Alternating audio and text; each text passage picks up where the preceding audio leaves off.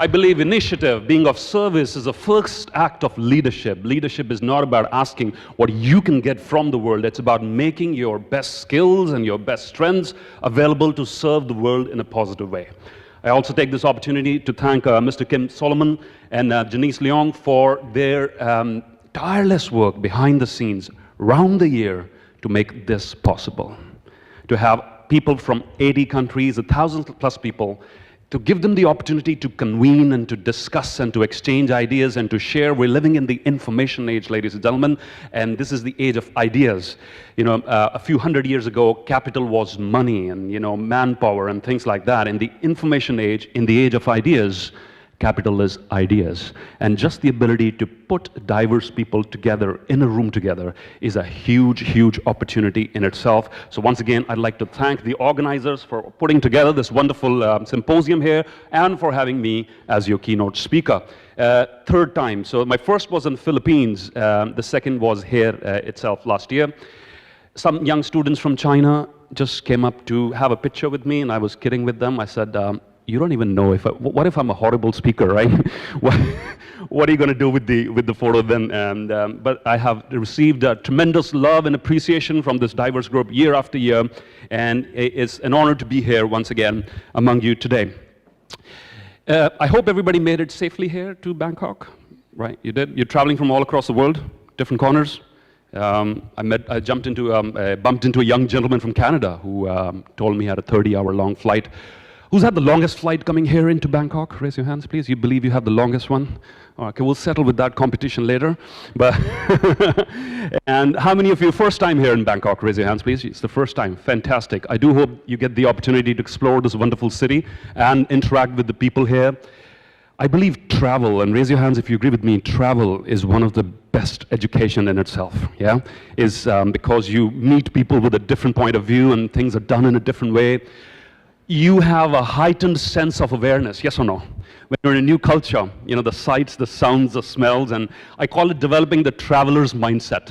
We're talking about change, ladies and gentlemen, and this is an important concept in change. The what? Developing a traveler's mindset is when everything appears fresh and brand new to you, and you look at opportunities where, because in your usual place where you live, you probably might not be able to spot those things, but when you travel. I lived in London for 4 years and never ever once got the opportunity to go and visit the London Eye until I had relatives visiting, and then I had to take them around and show them around. Thankfully, you know, thankfully to my residents, thank you for coming over, otherwise I would have left the UK without seeing all the touristy places.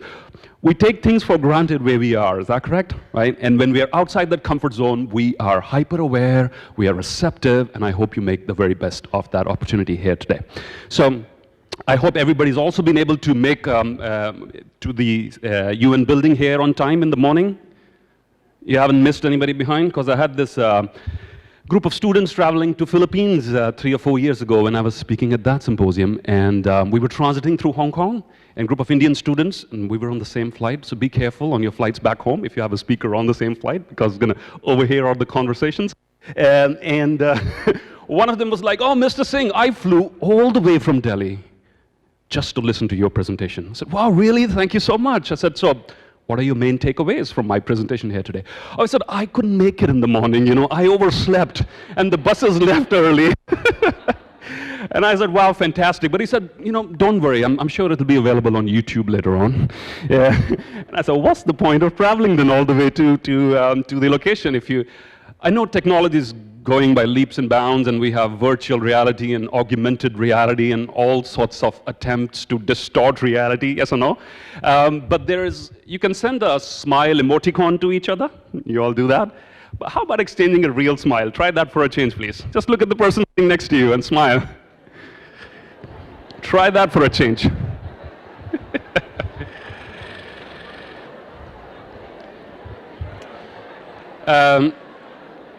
I'm pretty sure you don't have an emoticon for this feeling, right? Living in a digital age. I don't know who said this, but hold on. I want to make this an interactive session. This is not a lecture, all right? You ready for an interactive session? I know you guys been here since 8 a.m. in the morning, and you're tired, and you know, it's been a long day for you, right? And for me. But You know, we've all put in a lot of efforts. For 1,000 people in this room, every minute that goes by, it's 1,000 minutes. It's not just 1 minute. That's how I look at it. So I want to squeeze the best value out of every single minute here today. We'll need to set some ground rules, and for that, I'll need your cooperation, right? Do you agree with that? Yes?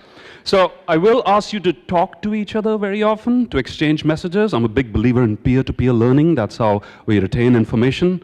Dr. Stephen Covey, I think he said it beautifully. The way to remember something forever is to teach it to someone else, is to share it with someone else. So I will ask you to interact with people sitting on your right and left. But I took this risk in the Philippines without setting the ground rules, and what happened, I had to struggle for the next 15 minutes to get people's attention back, right? Because you all love reaching out and talking to each other. So we'll just need to set a simple ground rule here, fellas. So when I just make this signal in the middle of your interaction, I'll just say out loud, can I have your attention back again? I will raise my hand. Would you raise your hand at the same time, please? Let's try this out. Can I have your attention back again, please? Fantastic. And what you will notice as you raise your hand, your jaw will automatically close. All right? Yeah? Is that a deal? Yes? All right, so let's start. Just give a high five to the person sitting next to you. Give them a high five. Say hello. How are you? Both to your left and right. Can I have your attention back again, please? Fantastic. This is just the right kind of audience we need, all right?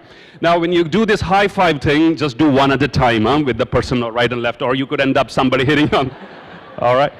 So it's an absolute pleasure to be here today. I hope we can have some fun. I'm just here to play with you, right, to see what something valuable emerges out of it. And this is what brings me back here year after year. What you see on the screen is a screenshot of the notes one of the delegates from China took last year. And we were sitting together in the bus, and he showed me, he said, these are the notes. And this is a language that I do not understand, but it moved me immensely. The fact that I was able to touch someone's life, even just a little bit, and for him to carry away that information, this, ladies and gentlemen, is what brings me back here year after year again. We're living in the age of information and ideas, right? Teach a man to, give a man a fish, you feed him for a day. Heard that before? Yeah? Teach a man how to fish. You teach him how to feed himself for the rest of his life, right? With young people, I see the opportunity that even if we are able to achieve a 1 or 2 degree shift, how much? I don't hear you. Are you a what? A 1 or 2 degree shift back onto your path, and I'll be a happy man. Do you know when a plane takes off, the pilot, the captain has an intended course of travel. He charts out the route, what he wants to take. Imagine anyone who flew here from JFK, New York, to, let's say, to Dubai, DXB, it'll be about a 14 to 15 hour flight, roughly, yeah? And the captain in charge will have a set flight route he wants to take based on the information, the weather information, and other inputs he has at that point of time, at the time of takeoff, all right? He has a something of a course. But will you agree with me, a lot of changes are going to happen after he takes off? Turbulence, weather, so many other things. And it's not going to be a set path all the way to the end. Now, a question for you. If the captain is just 1 degree off, how much? Just 1 degree off at the beginning, the flight's just taken off. Will it make a big difference at that point of time? A big difference at that point of time, right at that point of time? At that point of time?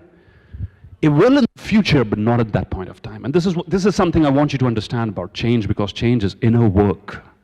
Change begins with us. And this is the first thing I want you to understand this. Sometimes you may just be a 1 or 2 degrees off your intended path. And it may not seem at that point of time that it's causing some big damage. But what happens? Let's say another hour has gone by on this captain's journey. Will you agree with me, the 1 degree off, he was off the course, will now grow bigger than before, yes or no? Right? And then the 3rd hour is going to be bigger. By the time the journey, the flight is entering its 15th or 16th hour, and so on with the different phases of your life. By the time it's going to the 15th or 16th hour of the journey, he will not land in Dubai. He will land somewhere else, right? Way far away. Sri Lanka or Colombo or somewhere else. And the same thing with our lives as well, applies to our lives as well. Sometimes we're just 1 or 2 degrees off. And this is what I hope we achieve here today, is a powerful principle that is called course correction. What is it called? Course corrections. Here's what I want you to do. Take a deep breath in, please. Yes, for real, experiential. Take a deep breath in. Inhale. This is not religious, no chanting involved. Just to help you relax and be in the moment, deep breath in once again. Rub both your hands together, please, so I can hear them out loud. Louder. Come on, there's like 1,000 people in this room. Louder, louder. Rub them on your eyes. Shake someone's hand on the right and left. Look them in the eye and tell them, greatness is achieved by course correction. Say it now, please. Greatness is achieved by course correction.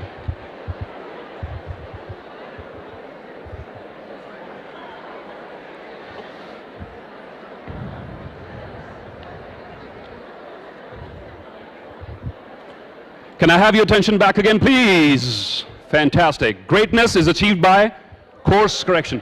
Great lives. Now, here's a lot of research. Professor Carol Dweck at the Stanford University has done a lot of research, published a book, and she's come up with the principle called the growth mindset, right? And what she's talking about is people who achieve something are not born that way. They're not born special. They're not born gifted or born talented. That's a myth. Talent is overrated. It's a myth. It is effort, writes Professor Carol Dweck. It is effort that ignites your real ability. Great lives are made by course correction, continuous course correction, right? And in this changing world, in the corporate world, we have a term we use called the VUCA world. How many of you are familiar with that? We're living in a VUCA world, V-U-C-A, volatile, uncertain, complex, ambiguous. That's a term that they use to give us an idea of the changing times, where disruptions are happening everywhere, changes are happening everywhere. VUCA times, volatile, uncertain, complex, ambiguous, right? But I don't think it's a big deal right now because we were always living in VUCA times, yes or no? I mean, the worst thing that can go wrong right now in an individual's life is you can get fired from your job, right? That's the worst thing that can happen. What could be the worst thing that could go wrong 5,000 years ago when we were hunter-gatherers, or 10,000 years ago? You could die. If you make one wrong move, you die. So still, we were always living in a VUCA world, but things are comparatively much better now. We have to understand change is the name of the game, and it's not a big deal. It's not very difficult for us because we were, can you read it out loud, please, in unison? We were wired to create. Yes, once again, high five with the person sitting next to you. And a little reminder to them, tell them, please, you were wired to create. Say it now, please.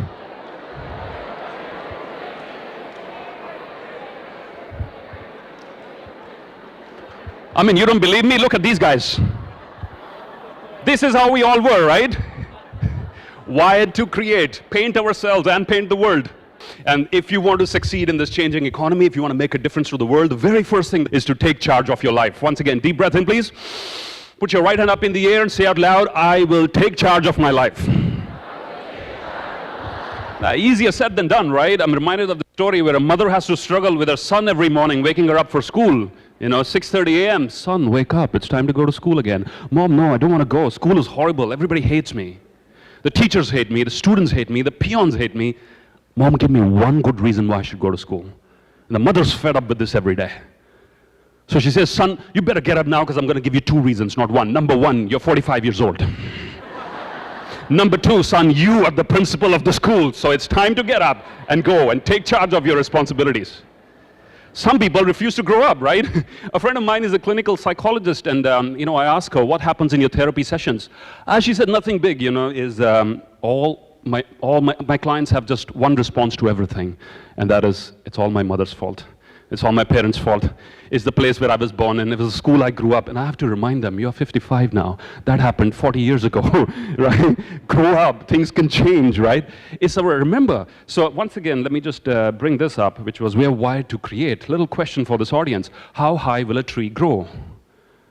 How high can a tree grow? Once you plant it and you nurture it, whatever's wired into its genetic code, correct? How high can a human being go? Let's try this. Put your right hand up in the air as high as you can. As high as you can. Is this your best? As high as you can. Some people have practice. Yes, fantastic. As high as you can. Very good, very good. Thank you. A round of applause for these disruptors, please. For these change makers, for these leaders, they're not afraid to be embarrassed. They're not afraid of the million consequences of what could go wrong. When you stand up in a chair in a room full of 1,000 people in an auditorium, there's 1,000 things that can go wrong. And it's that risk. It's putting yourself at that risk. It's making yourself vulnerable. That's where change lies. Not in conforming to what it has been in the past. If you continue to do what you've always done, you'll get the same results what you always got, right? And some people say, oh, I went to a motivational talk and I'm going to work harder. But I will still continue to do things the way I've always done them. And you'll continue to get more results of what you had in the past. In order to get new results, common sense says you must try doing new things. I think it was Einstein who said it best. We cannot solve new problems. We cannot solve problems with the same level of thinking that created them. You with me on this? We cannot solve problems with the same level of thinking which gave birth to those problems. In order to solve those problems, we need a new level of thinking, yes or no? And that's where you guys come in. And that's where your desire to create comes in, to disrupt, to improve. Human beings can grow up. It's not written in our genetic code. There's a lot of research that is saying that now. The science of epigenetics is proving that you can even shut down certain genes in your body based on your thinking. That's how powerful your vision is. If you have a vision to achieve something, you can actually change the chemistry of your body. That's how powerful you are. But we don't want to believe that because we've been told, to play the victim and get attention or join what I call the Global Complainers Association. Have you heard of that? The GCA. Oh, they have annual leadership symposiums too. Trust me, they do. And they also pick the biggest complainer of the year award.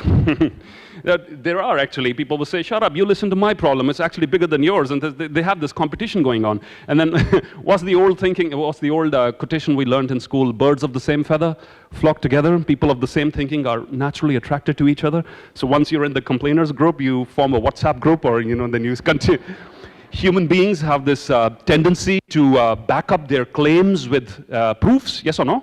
Do you agree with that? If you think life is miserable and nothing good is going to happen, you're going to look for that proof every time, right? And therefore, when you meet another person who believes the same, you're like naturally wired to connect to those individuals. So, before I go any further, it's very important, please be careful of the company that you keep. Change makers, leaders, innovators, disruptors, hey, please be careful of the company that you keep. The people the 6 or 7 people with whom you spend your maximum time with are going to have a huge impact on your vision about life and change and what you can do. So please be careful who you allow up here to access your thoughts. It's very, very important. It's also very important at this point of time that I clarify the difference between what having a vision means. You've heard this term very often in speeches and written everywhere, have a vision, have a vision. So let's do the simple experiment. Once again, deep breath in. And I just want you to look at the fabulous logo here, the UN logo. Everybody can see that, right?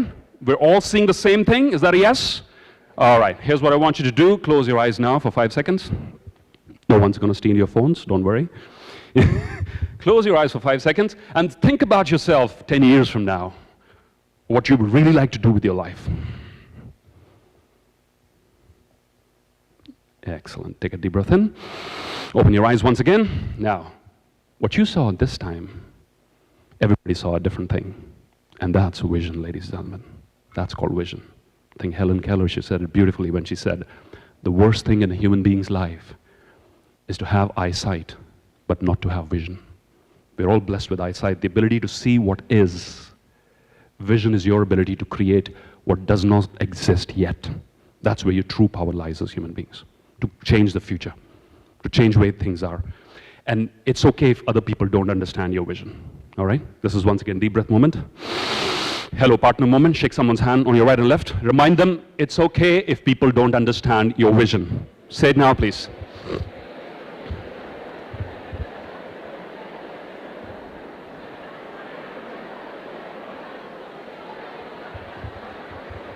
Can I have your attention back again, please? Thank you. Where are the Japanese students here? Raise your hands, please, the Japanese students. Do we have Japanese students here in this room? Okay, just a few this time? All right. There's a gentleman from Japan who runs a fund, global fund called SoftBank. He leads a vision fund. It's worth $100 billion right now. He's a leading investor in all the new tech firms. His name is Mr. Masayoshi Son. And SoftBank is the company which is the largest distributor of software in Japan. Now, consider this scenario. His first day, he's an entrepreneur. He has only 2 people in his employment. How many? 2 people. So there's 2 empty cartons of whatever, some shipping has arrived. He gets on top of those and he gives a motivational talk to his team and he says, in 5 years' time from now, we're going to be a $75 million corporation and supplier of the largest software company in Japan. Guess what happened after his pep talk? In the evening, the only 2 employees that he had left. They left his job because they thought their boss has gone crazy, right? We cannot, after all. And will you agree with me, all changes on this planet have been brought about by people who have displayed this sort of crazy behavior, right? It's the crazy ones, the change makers. Mahatma Gandhi, the frail old man who led India's struggle for independence, when he was thrown off that train in South Africa because he was traveling first class. And the ticket collector asked him, show me your ticket, and his first class ticket, and he said, you can't travel first class, you know. And he throws his luggage out, and lying on that station on that evening, he went through 100 different emotions, anger, hatred, rage, so many things. But he learned to channelize his emotions. And that is where he made a commitment that he's going to do something about it. 2 things here, ladies and gentlemen. Number 1, learn to channel your anger. Learn to channel your anger. If you feel something about a certain issue, if you feel strongly to change something, do something about it. Number 2, get comfortable with the fact that change begins in small steps. And that's where his journey started. Number 3 are the words of a gentleman that I admire called Tony Robbins, one of the world's leading coaches, who says, decisions change destinies. 3 very powerful words. Not ideas, not symposiums, not discussions. Decisions change destinies. It's when you decide that this is what I'm going to change because I feel personally about it, okay? We're wired to create, and we have this opportunity to create one of the most powerful things, which is our own lives, right? Take a look at this. Time is one commodity that we all want the most, but we use the worst.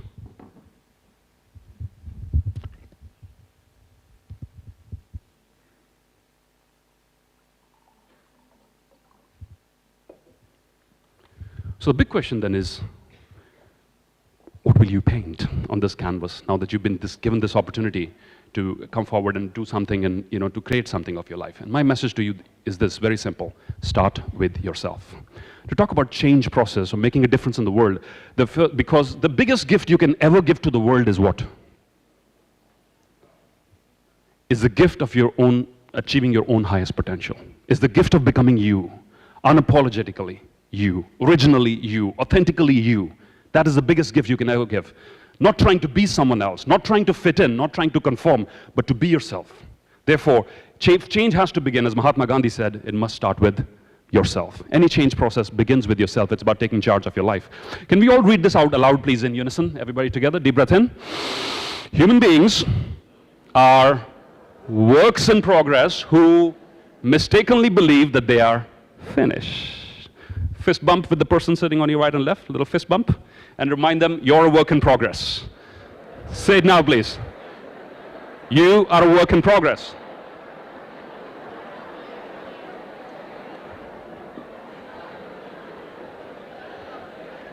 Human beings, we are all works in progress. Can I have your attention back again, please? Thank you. We're all works in progress who mistakenly believe that we are finished, that we are done, that my past is the indicator of my future, that my history is a predictor of my future, right? And I think, no, it's your imagination which unleashes, allows you, gives you this ability to rediscover, reinvent yourself. And that's my message here for you today. And I have walked this talk because I felt that 9 years, on a career path which was very satisfying, but it made me who I am, but I felt there is something more. How many of you always have this feeling there is something more I can do with my life? Good. Listen to that voice, please. because that's your actual potential talking to you, and step by step, it will take you there, right? So my whole journey was about, first of all, discovering my manufacturing defects. We all are born with some manufacturing defects, is that correct? Yes. Mine was I could not fit into a 9-to-5 job with a lot of predictable routines. You know, I need challenges, I need new challenges, and that is my manufacturing defect. So if you can't find a job that allows you to live with your defects, please learn to create one. We're living in an economy which allows us to do just that, okay? No jobs for leadership coaches or motivational speakers are ever advertised. There is no manual, there is no guide, there is no step-by-step process. You have to discover this path yourself. Number one, discover your manufacturing defects. Number two, discover your professional DNA. What is number two? Discover your professional DNA. What is your professional DNA? If everything you've learned till date is taken away from you, okay? All your academic skill, everything that you've learned in school and college and university is taken away, everything that you're familiar with is taken away, and you are put into an entirely different setting. What are the few skills you will still bring to this situation? What are the skills you will bring to this situation? That is your professional DNA. For me, it's been, how can I serve? This one sentence defines my professional DNA. How can I serve? 8 years or 9 years working for different hotel companies across the world, I was asking people, how can I serve my customers and my team? One question. I left the industry. As it said, you could take a person out of his profession, you cannot take the profession out of the person. So across different hotels and resorts across the world, in the morning when I get ready for my talks or something, and I wear a black suit or something like that, people still come up to me and ask for directions, or ask me where the breakfast is or what time breakfast is going to finish, and I have to look and check, am I wearing a hotel badge or not, is because it gets wired into you. And my question to you is this: please explore what your strengths are, what you really are good at, and let that be the driving force of a profession that you create for yourself, of a career path that you create for yourself, because your biggest responsibility to the world is to achieve your highest potential. Across the world with young people, we are struggling with depression, negativity, suicide, all these things. People are going off track, right? Youngsters especially. And I feel number one reason is because we are not in touch with our inner power and our capabilities and what we can do and how far we can go. And Google and Alexa and Siri are not going to answer these questions for you. Try it out. I did the other day asking Siri, who I am? Who am I? And gives me, Simerjeet, you're asking me who you are. Yes, Siri, please tell me who am I. It brings me my contact information, along with my photograph and my number, just in case I forgot to remind me, right? And I follow up with another question, but who am I really? And that conversation wouldn't go very far, because that is the conversation you need to have with yourself, right? The GPS is a wonderful invention. It can take you from point A to point B, correct? It cannot tell you where you should go on a given evening. Artificial intelligence has not grown to that level yet, where you step into your car and your car will say, it's been a while since you had a Chinese meal, how about I take you to the nearest Chinese restaurant? We're not there yet. No one can tell you. You must find your own path. The process of exploration, of making a few mistakes. I'm turning 40 next year, and I'm reminded of this quotation by Carl Jung, who famously said, life actually begins at 40. Before that, you're just busy making mistakes, right? Figuring out what to do, what not to do. But remember this, everything that you do not like today, hello? Everything that you do not like today is an indicator of what you do like. So make yourselves available to different options, explore, make mistakes. You still have time on your side, but do not let go of this process of self-examination. I think it was Aristotle who said, an unexamined life is not worth living. An unexamined life is not worth living. So every now and then, do what great people do, and they practice what? Right in the beginning I shared with you, course correction. Every now and then sit with yourself and say, who am I really? What is my real potential? Am I on the right path or not? Am I going off the path? What is that I can do to get back on the path? This is what I want you to do. So from a young hotel management student in Sydney, Australia, where I went for my higher studies in 1999, moving on to the United States and working for the top hotel companies in the world, Marriott, Grand Hyatt, InterContinental, all of them, to returning back to India in 2007 and starting all over again. And this is a message that I really want you to say to the person next to you with conviction and belief, please. If you don't like how things are, don't be afraid to start all over again. Say it now, please. Don't be afraid to start all over again. Deep breath in, please, once again. I will not be afraid to start all over again. And can I have your attention back again, please? And remember this, ladies and gentlemen, leaving your comfort zone, leaving predictability, leaving a set known path, leaving comfort is going to be the hardest thing to do, right? Comfort is going to be your biggest barrier in terms of rediscovering, because you will settle for the familiar even though you don't like it, because it's familiar and it's predictable.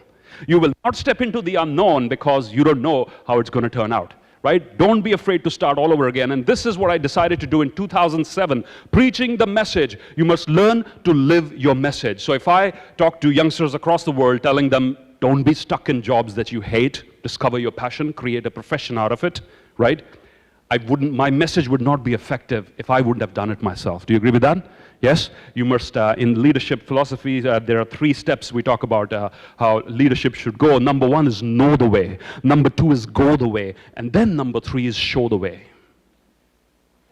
What are the 3 parts? Number 1, know the way. Figure out what you want to do. Number 2 is go the way. Have the courage to follow that path. And number 3 is then pay it back and show it to others. Problem with a lot of youngsters these days is, a lot of people, all of us these days, is we tend to skip step number 2.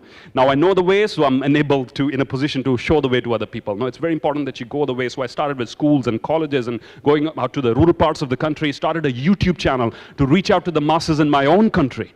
Now I tell a lot of young Indians across the world who have spread out for studies or they're working, they go and experience the world, travel, learn, but come back home, we need your expertise back, because 1.3 billion people are waiting to hear your ideas and for you to contribute back to the economy. I cannot preach that message effectively if I wouldn't have done it myself. Do you agree with that? Yes? So you got to preach, live your message, right? Let your life be your message, and that's very important. And from there to the United Nations SCAP Center, which was last year. That's been my journey over 11 years as a professional speaker now.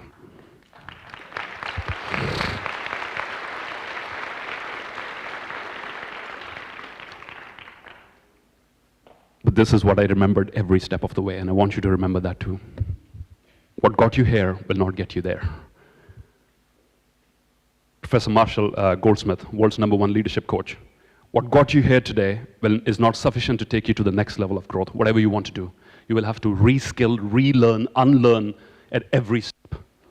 Skills, mindsets, and I've always believed mindsets are more powerful than skill sets. Do you agree with that statement? You can have a certain individual with all the academic ability, expertise, everything, but he doesn't have the right mindset. He's not willing to take initiative or ownership, and he won't go very far, right? So what got you here will not get you there, so remember to rediscover yourself at every step of the way. So from speaking for non-profit organizations like here to working with some of the world's leading corporate houses, and not only in India, but across the world in different geographies, North America and other places, and the Middle East, I'll be hitting version 4.0 early next year. Now, why not? You know, if our iPhones and our softwares have these updates every now and then, why not us? We owe it to ourselves to rediscover, right? And to release new versions. I don't know what it's going to be, but even, hey, Superman is also teaching me this. Our superheroes are teaching us, learn to rediscover yourself. I think he's finally figured out how to wear his uniform properly after all these years.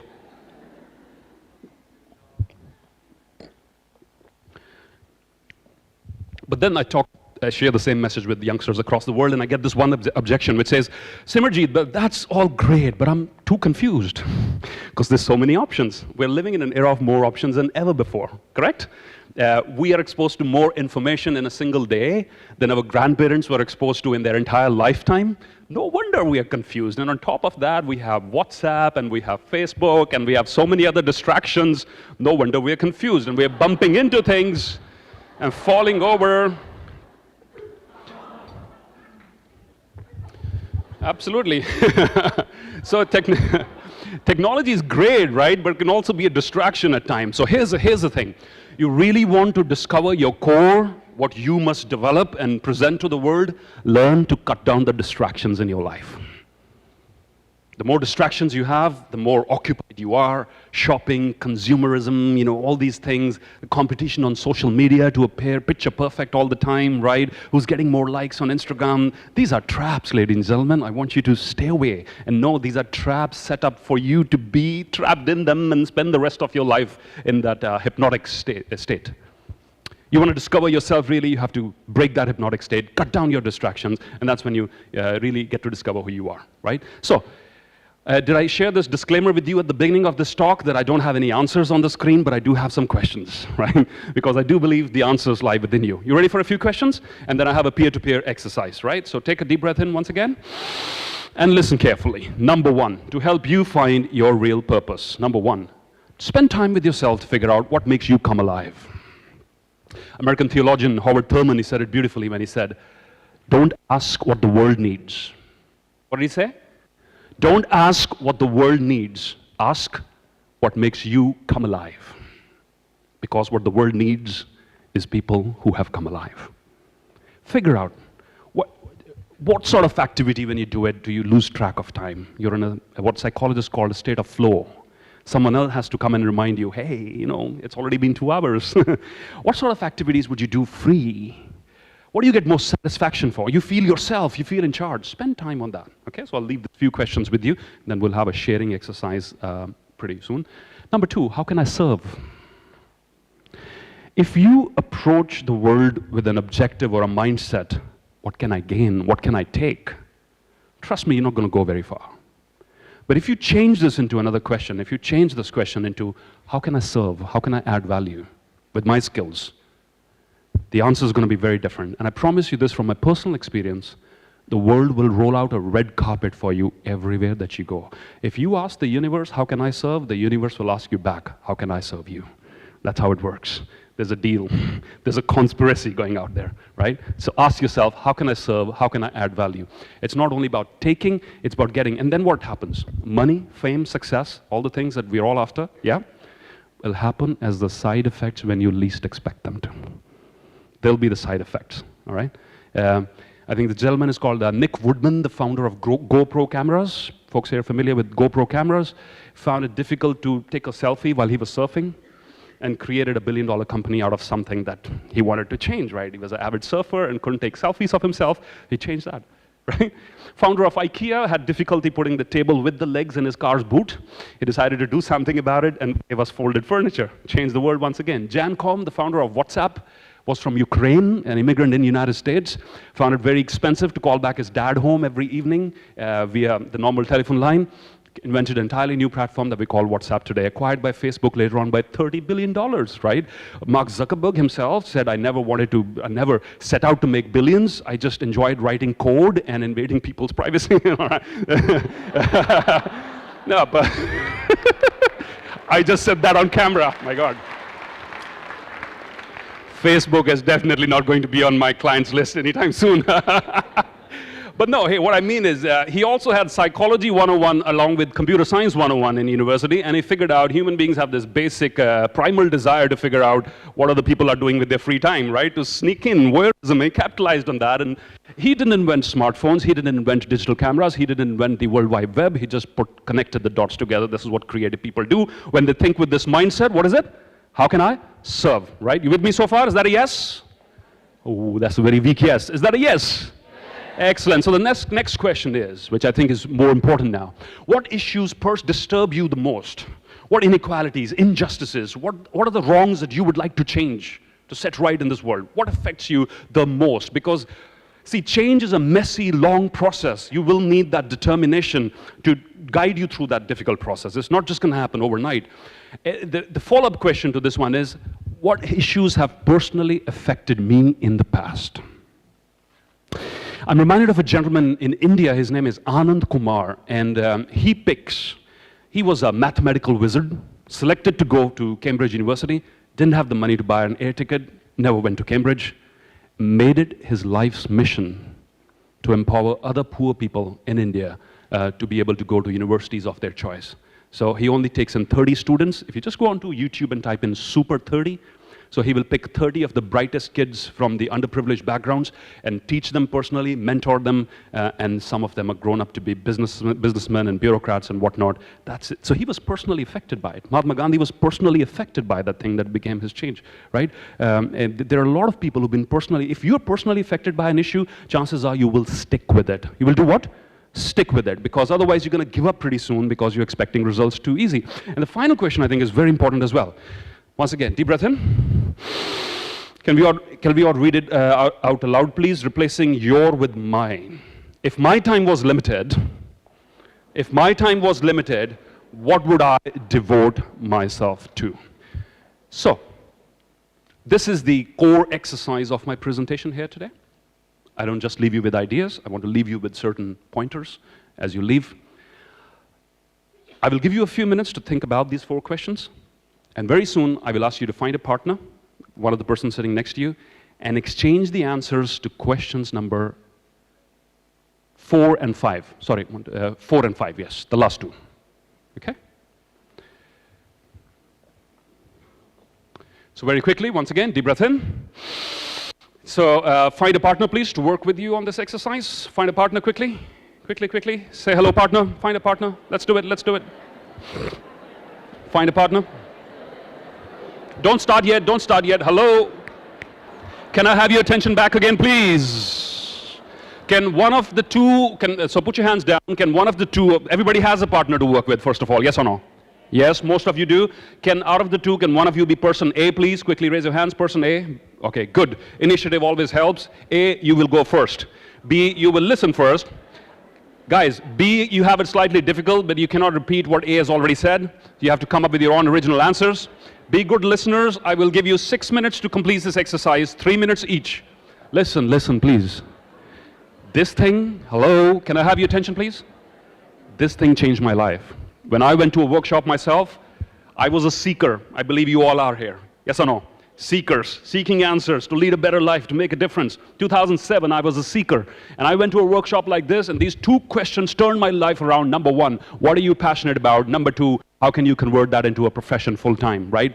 Completely changed the whole path of my life. No course correction there, complete reinvention. That is what happened for me in 2007. These are very powerful questions. So I suggest you do this activity sincerely. You be a good listener when the other person is speaking. And when both of you, when one person is done, look them in the eye, shake their hand, and tell them it's possible. Will you do that for me, please? Yes? All right, we got 6 minutes. Turn to your partner, give them a high five, and let's start. Begin. You got 6 minutes.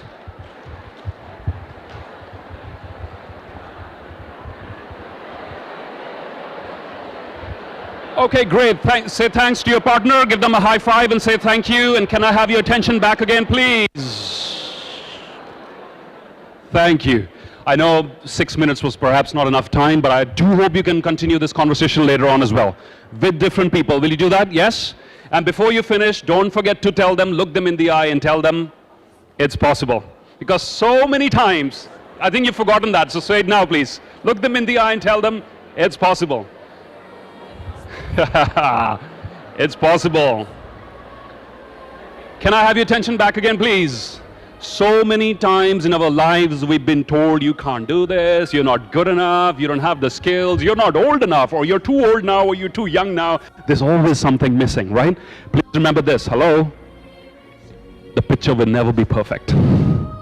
The show must go on despite it anyway, right? It'll never ever be perfect. You will never, ever have the perfect resources to do what you want to do. But as you go along, you will find every resource that was missing, right? I know a lot of you were, someone recently said, Simerjeet, you asked me to think big and change the world, but, you know, Elon Musk beat me to it. You know, I wanted to go and build a colony on Mars, and he's getting there first, so what am I supposed to do now? You know, talk about all these big, hairy, audacious goals. They have a term for this called BHAG, big, hairy, audacious goals. Elon Musk has already stolen mine, and I'd say to folks like that, can you plant a tree every day? Can you just look at one person every day and sincerely smile at them and lift them up emotionally, make them feel better about themselves? Can you do that? If yes, that's a good starting point. Every small action matters. It's called the butterfly effect. You might have seen the video on YouTube. If not, just go type in the butterfly effect, which says even a butterfly fluttering its wings leaves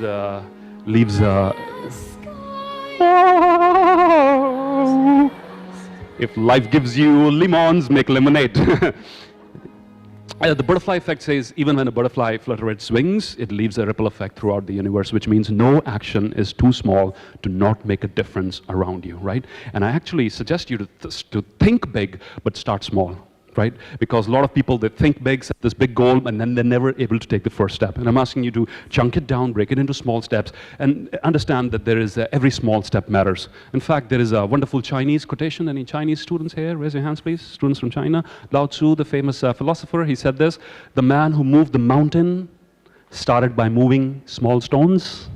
Yeah, the man who moved the mountain started by moving the small stones. Now here, talk about a global world. In fact, there is a man in India who cut through, who single-handedly devoted 20 years of his life to chisel his way through a mountain, because he was personally affected by that mountain, because his wife died. She could not be taken to hospital in time because the village where he lived and the hospital that she had to go to, this mountain was in the way.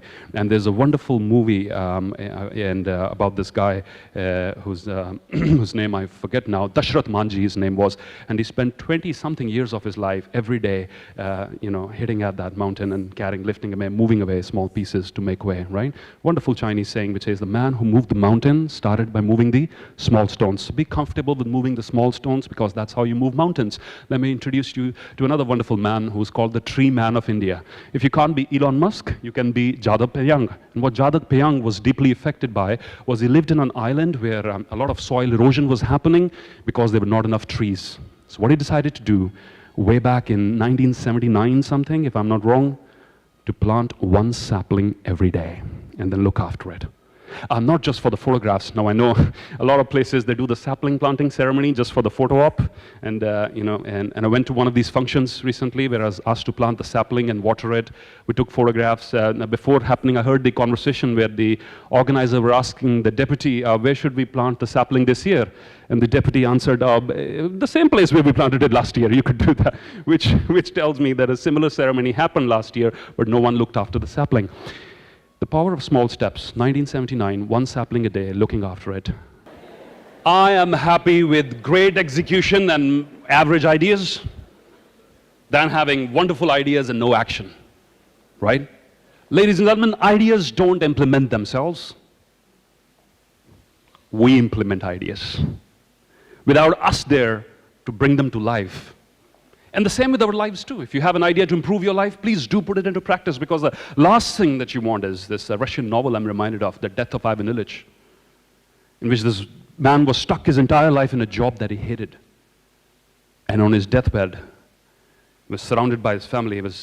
He just breathed his last few breaths by saying this question: what if my whole life was wrong? What if my whole life was wrong?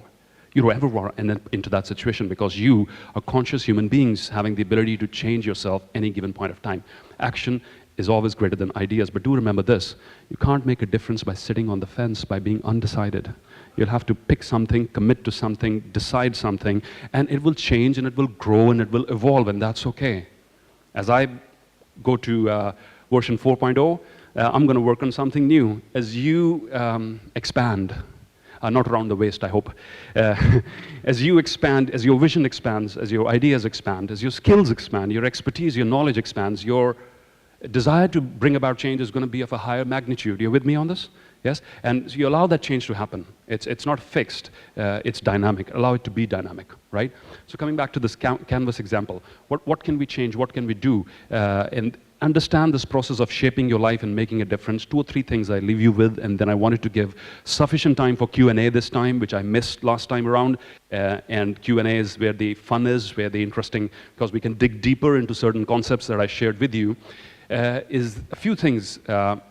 Inspiration is good, but you have to understand, from something on your to-do list to actually happen in the real world, it's never going to be a straight line. And I want you to be comfortable with that fact.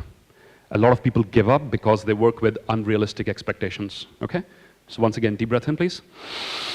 I will release unrealistic expectations on my change journey. Here are a few of them. Number 1, people will ask for, I need the certainty of how this thing will shape out exactly. Ask me, been in public speaking for 11 years, ask me the certainty of how a certain talk or a keynote or a workshop is going to shape out in the period of 90 minutes or so. Never there, okay? The only certainty that you have is uncertainty. You got to live with it. Can we repeat that, please? The only certainty that we have is uncertainty, to be comfortable with uncertainty. So you will never be able to see all the way to the end.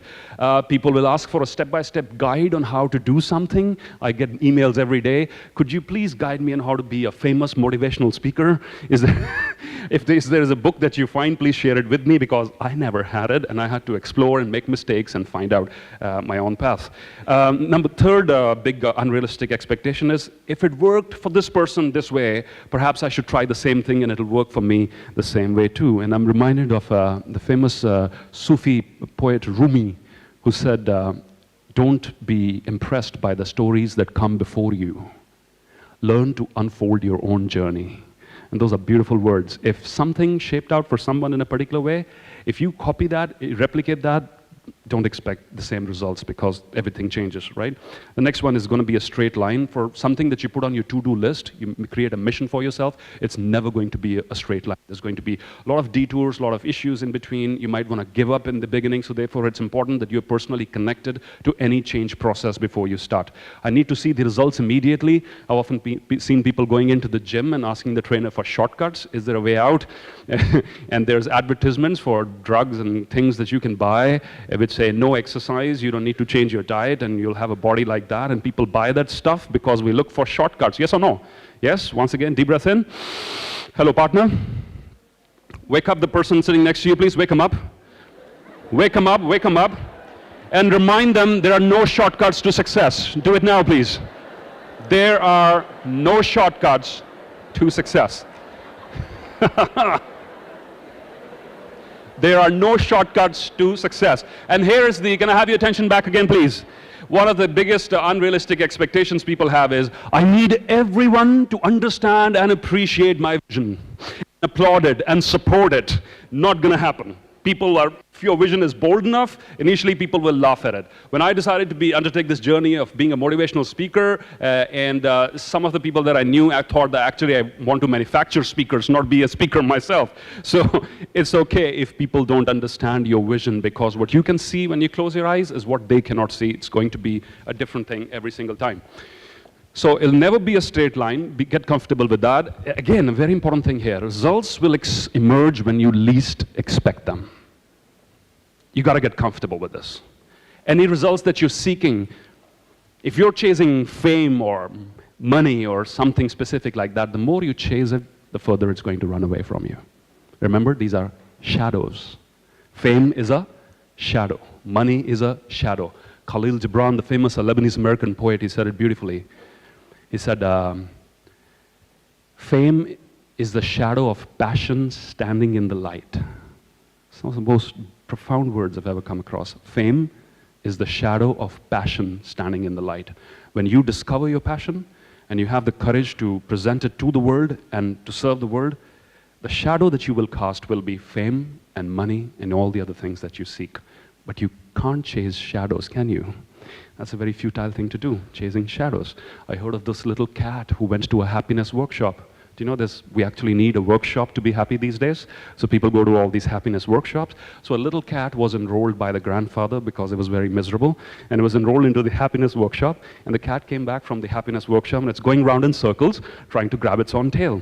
So the grandfather's curious to see what's happening. He said, what's going on here? He said, grandfather, I went to a 2-day happiness workshop. And in the happiness workshop, they taught me that happiness lies in my tail. And therefore, what I'm trying to do is go around in circles and grab my own tail. And the grandfather intervened and said, honey, they taught you the right thing, but the wrong way to go about it. Happiness is indeed in your tail, but you don't have to go around in circles trying to grab your own tail.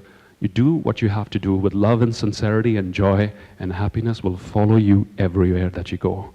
It'll be the essence of what you will leave behind. It'll be the outcome. Is this making sense so far? Yeah, good. So results will emerge when you least expect them. I have a YouTube channel. Majority of the videos are in Hindi because it's intended for an Indian audience at the moment. We will be launching a second version of it shortly for a global audience too, right? A very interesting thing I want to share with you from my personal experience. We did a series of 17, 18 videos. We called it Coach on Campus series. So I went to a local university with a desire to serve and say, hey, get me your best and brightest, 20, 30 students. We do a roundtable discussion, do a live Q&A, we shoot and edit, and we post the videos on YouTube, okay? How many videos did we do? 18. Edited at the same time, uploaded at the same time, but released one per week. Here's the interesting thing. My subscriber base at that point of time, and I've never been after numbers. I always believe they're an outcome if you're doing things right. At that time, but my team keeps me posted, they keep an eye on all that, it was about 100,000. I want you to understand something that I believe in very deeply. It's called the ripple effect. What's it called? Ripple effect. Now, 100,000 subscribers, and the first 10 or so videos that we released would have on an average 8,000, 10,000 views max. Maybe it'll peak up to 20,000, then it'll begin to decline or stay where it is, right? Video number 12, I don't know what was in it. People loved it so much, it was being circulated, went on to trending onto YouTube, 100,000 in 1 week, didn't stop. 200,000, 500,000 by the end of the week. We're touching 1 million now in less than 2 weeks, okay? Now, we didn't anticipate this, but here's my takeaway from this. 2 or 3 things. Ripple effect. With that one video going high up in views, my subscriber, for the first 100,000 in my subscriber base, I had to work 3 or 4 years, right? For the next 100,000, a month. And for the next 100,000, a week. But here's the thing. When we shot those 18 videos, could I predict which is the one which is going to get 1 million views? And if I focus on creating a viral video, will I be able to give my best? Definitely not, because my focus is on the outcome. Focus on the process. That's always within your hands. Leave the outcome to emerge at the time when it's right. Remember this, success, even before it's time, is a dangerous thing, ladies and gentlemen. If you experience great success in your life or fame, and there's been a lot of research done about child prodigies in all different fields, if somebody experiences success in any field before their time, they probably don't know how to handle it or utilize it. So allow success to emerge at its own right time. Right? You don't have to worry about that. You focus on the efforts, all right? So results will emerge when you least expect them. And here's the final thing with which I will close our discussion today and leave the floor open for Q&A. But before I go to this one, here's what I want you to do. Do a quick exercise. Let you finish your notes, for some of you who are taking your notes. And once you're done, I want you to find a different partner this time for this activity, not the one that you worked with before. Once you're done, just find a new partner very quickly. Don't get up from your chairs. It will take forever. But just turn around, be a little adventurous. Find a new partner when you're ready. Say hi, reach out.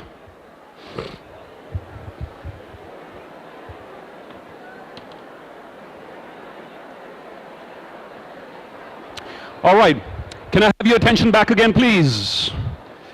Say hello, partner. High five with the partner. Excellent. Here. Okay, guys, here is the conversation I want you to have now. Partner, the most important thing that I've learned thus far in this session is dash, dash, dash. Now, you won't just say that, will you? This is where you get to do some hard work. Fill in the dash, dash, dash, the number one thing. And listen, hello, it doesn't have to be in my words or a concept that I shared with you. If something emerged, this is not about checking your memory. It's about figuring out were you able, did something hit your heart? Are you able to take out something from this presentation or not? This is just, why do I do the deep breath every time? To help you come back into the moment every now and then, because we're distracted, we got so much going on.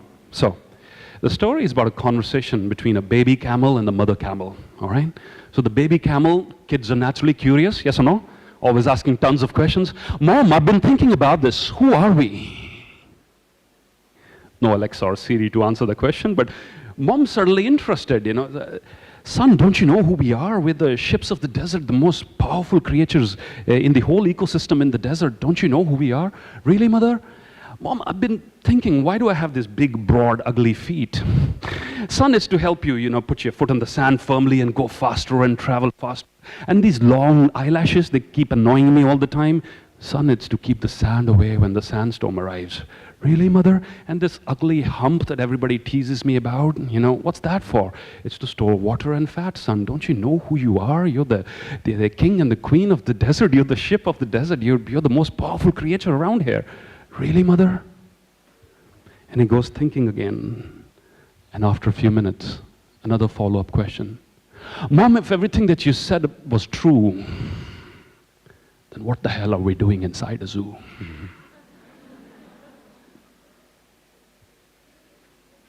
What are we doing inside the zoo?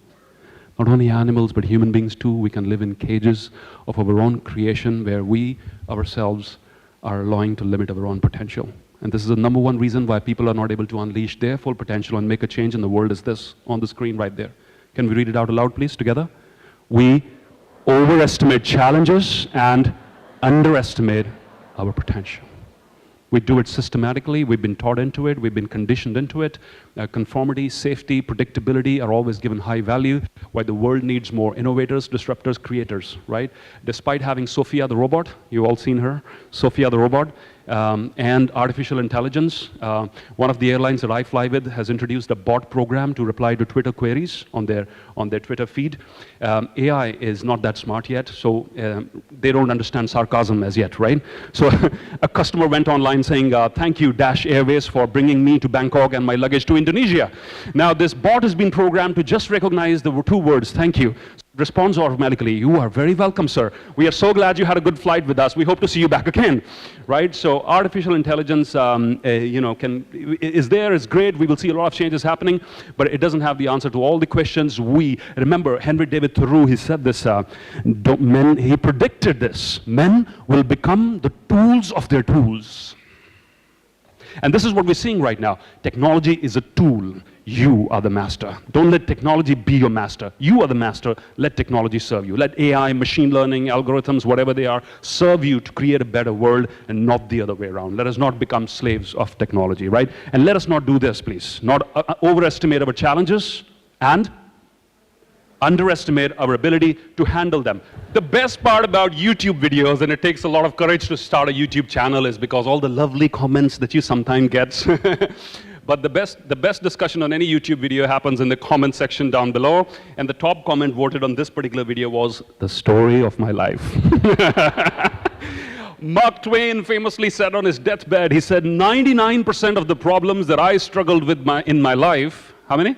99% of the issues that I struggled with in my life never actually happened. And I think the same is true for us. We use this wild, creative imagination in the wrong way. Put it to good use to create a better future for yourself. You have everything you need on this journey. We've been taught, conditioned, we've been asked to believe in the fact, I need to acquire this, get this, do that, and then I'll be, no, you don't need anything like that. I think it was Martin Luther King Jr. who said, you don't need perfect grammar, you don't need a university degree, your subject and verb don't have to agree to serve the world.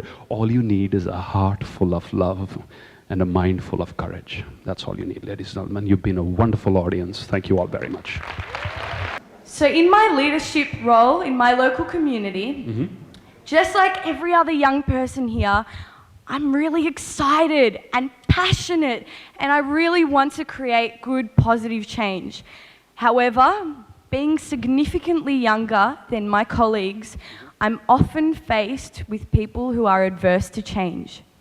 So I ask you, what advice do you have on dealing with people who are afraid of change? Great question, great question. Sometimes when we compare certain things, we feel we're in a situation that is way better off than someone else. So I would invite you to come over to India and yes, deal with some of the challenges that we have in fighting the old mindset. I wouldn't say fighting. The fight has always been there. It's been there all across the globe, been there everywhere. It's because it's a simple desire, again, predictability and other things. So here, companies always invite me to do sessions on change management. I think I can usually do it in 3 words. I call it deal with it, and there's no other way around. It's natural human tendency to resist new ideas, to resist change, but some of the best progress that is achieved is by welcoming new ideas, different opinions. So don't back down, don't let them overwhelm you. Experience will always try to stifle imagination. It's always been there. In fact, MBTI tests is a psychometric testing, divides people into 2 categories called inventors and guardians. What are they? Inventors and guardians. Numbers of people in terms of the people who've taken the test, the number of guardians are way higher than inventors. So before you step into this game, you have to be aware and accept this fact that I have a new idea, but there's going to be a vast number of people who will resist it just because that's in their very nature to do it. So if it's in their nature to resist the ideas, don't change yourself just to fit in, right? That's called giving up and quitting. So be who you are. You're a change maker. And again, I think they're probably overestimating the impact of change and underestimating their ability to deal with it. If you take it step by step, and if you, for change makers and leaders, I say your ability to convey your ideas, to articulate your ideas is going to be a single biggest gift, because any new idea can be overwhelming before it's fully understood. So if a change maker goes in and tries to pacify people and tries to convey what actually the change involves, because we think the damage is going to be very big, you get buy-in. I won't say leave them out, because they have skills. If you partner experience and imagination, if these two things, if they go hand in hand, they can change the world, because you will need their expertise, their connections, their experience for so many things, and trust me, they will need your new ideas. So I do a lot of community work in where I live as well.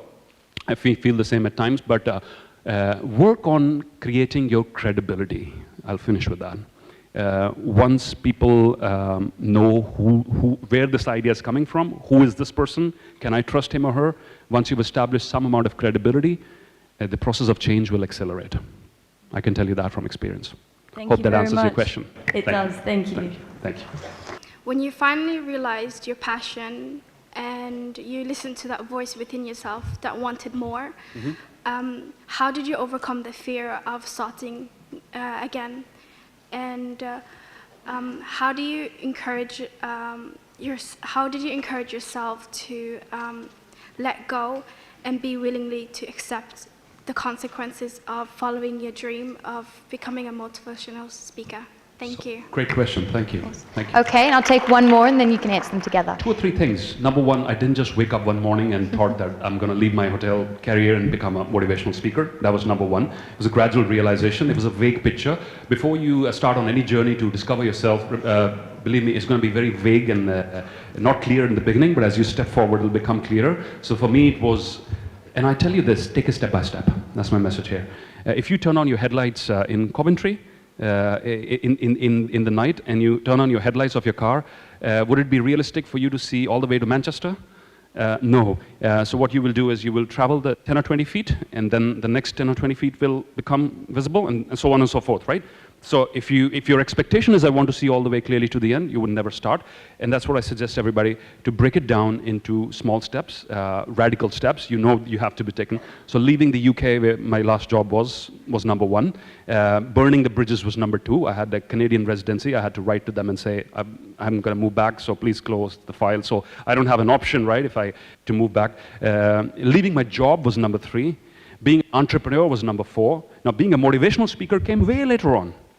So being an entrepreneur was somewhere there, on my terms, using my skills. It could be in education, it could be anything, but then this thing came up. So, and I'm still exploring, right? I'm still not done. So 2 or 3 things to answer your question. Number 1, take it step by step. And small steps are going to be bold steps. Take those, you move forward. How do you deal with the fear? My answer is replace fear with curiosity. Right? And I know we've been taught curiosity killed the cat, but the cat was framed on wrong charges. Curiosity was framed on wrong charges. I believe it was ignorance who killed the cat. Not the cat was stupid. It was not curiosity. So replace fear with curiosity. What if it goes wrong? I can do something else, right? But don't hold yourself back. That's my answer to your question. Thank you. Thank you. Okay, next question. Okay. Thank you. Yeah, thanks for your talking. You have told us the meaning of traveling, and you have told us how to succeed better than our professional NDAs. But most people think that we are the best people in our university. At least we hold the positive attitude to change the world. But what about these people who are very poor but are not, who are very positive than us, but they cannot come here just because of the economic limitations. Right. Yeah, it's very common in most countries, especially in China and India, that it's more and more difficult for some people to change their class because of the, because of the economic limitations. Yep. Yeah, you can say it's more it's more difficult for them to get a better life by study harder and get a good job. So That's where you come in. yeah, you just how to say? You just told us how we can do and what we should do. But Great. what about these people? The most important thing for them is to survive. I want you to give us some advice to solve this problem. Thank you.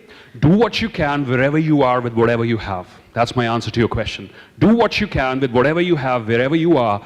I don't know, start a YouTube channel helping people with the skills required to succeed in the future. Go back, create a presentation on this presentation, and go back and teach it to kids who don't have access to this information. Get an old computer, an internet connection, and get kids to learn English. In many countries, developing countries across the world, I know this one skill, if they learn to speak English, their chances of getting employment and so many other things multiply. So figure out, there's always a way, there's always a way. There's always a way.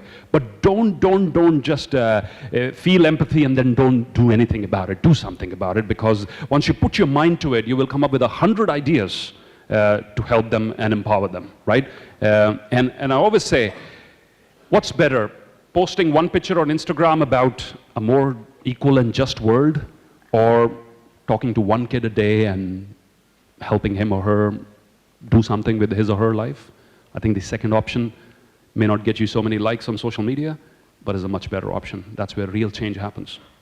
Thank you. Thank you. How do we stay strong in a world that seems to almost want to silence us? How do we continue to speak up? Because you echoed through your speech about breaking down those barriers and stepping out of stereotypes and things like that that hold us back. And as a Black African woman who's studying mechanical engineering, I know those chains all too well. But no one ever... And as millennials, they tell us that we're this microwave generation, that we want everything to happen instantly. And you talked about how we should wait for change, but perhaps the thing is that no one ever taught us how to wait. So how do we continue to stay strong as we wait for the seeds of change that we're planting to actually become fruit?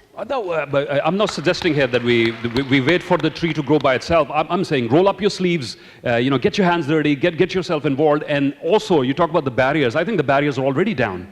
And it's up to us now. We're living in a new economy, in a new world. A friend of mine wanted to publish a book 10 years ago, had to wait for some publisher to say, okay, accept his manuscript and then publish it 10 years ago. And now he just hired somebody on, what do you call this, sharing website, hire somebody to be his editor, to convert it into an ebook, and it's already launched on Kindle, right? He doesn't need anyone's permission anymore. You're a musician, you're an artist, you don't need a record label to sponsor you. Just go on to hire a studio for a day, go onto YouTube, put your stuff out there. This new economy, this new brave world that we're living in, the barriers are already down in terms of mobility of people across the world and so many other things, and services and other things. So the problem is we gotta let go of the hangover of the past. That's what we need to change. We have to understand new opportunities are there. We're more connected than ever before. India, for example, I'll give you an example of aviation. One of the places an airport that is close to where I live, 11 years ago had only 2 flights operating on a daily basis. Now it has 20 carriers operating in 11 years period, right? Imagine the ripple effect it's going to have on the economy. But it's down to us how we capitalize on these new opportunities. If we just stay stuck in the past with the hangover of the past, of how things were, we won't be able to catch these new opportunities that are available to us. So all I say is shed the baggage of the past, take a deep breath in, and grab the opportunities, see what happens, where they lead you to. Be a change maker, take that risk of being vulnerable and of failing at times if worse come to that. Elon Musk, the example that I shared with you, wants to go to build a colony on Mars. What we don't know is how many multi-million-dollar failures he had of his vertical landings that they were attempting. So in order to make the goal economically viable, they have to enable rockets to land vertically back. It took them a couple of years and millions of stock market losses in order to do that. Don't be afraid to fail, but keep moving forward anyway. You never know, as they say, which blow of the hammer is going to cut open the rock for you. I'm from China, majoring in engineering mechanics. In scientific research, we all know that some scientists search for several years, but they do not have some perfect result. Breakthroughs, right. Yeah, and in your speech, you told us a story about a man who removed the mountain step by step, and it is a proverb in Chinese. And so my question is, how do you know if your destination is the perfect destination that is very close to success? Thank you very much. We don't know. We don't know whether it's going to be the right destination. We don't know whether we're going to get there. Listen, guys, if we all had the certainty that if I come up with an idea and I could bring it to life, wouldn't we all be able to do it? Why is then only a small, minuscule percentage of humanity able to start new businesses or make change or do humanitarian work or so many other things? Because we don't know, and this is the uncertainty, talking about research, R&D, and breakthroughs, because we don't know. But the ability to move forward anyway, the exploration, don't let go of your curiosity as a child you had within you, right? So, okay, I heard this scientist yesterday, perfect timing for your question on YouTube yesterday evening, who said, grown-up scientists are little kids who haven't grown up, who haven't yet let go of their curiosity and their desire to explore, right? So if you just hang on to that, and you never know, results will emerge when you least expect them. See, if results would be guaranteed, we'll all be in the game. But the very fact that results are not guaranteed and there are no shortcuts means very few people run this race of excellence, of improvement and change. If you're one of them, if you have the stomach for it, for the uncertainty, for the failure, for the so many other things that are going to happen on the way,